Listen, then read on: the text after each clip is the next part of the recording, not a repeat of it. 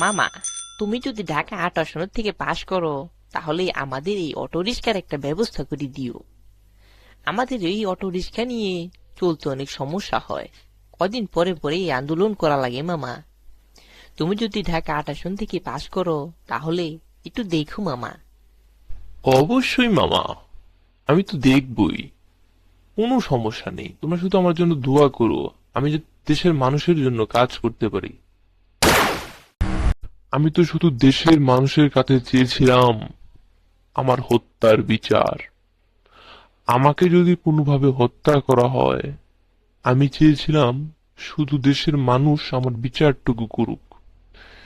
আমি দেশের মানুষের উন্নয়নের কথা ভেবেছিলাম, দেশের মানুষের পাশে থাকার কথা ভেবেছিলাম। কিন্তু এদেশের মানুষ আমাকে ভুলে গেল। আজ 40 দিন হয়ে যায়, আমি আমার হত্যার বিচার পেলাম না। দিনে দুপুরে আমাকে গুলি করে হত্যা করা হলো, কিন্তু এই বিচার আমি আজ পর্যন্ত দেশবাসীর কাছে পেলাম না। আমি কি আমার হত্যার বিচার পাবো না তাহলে?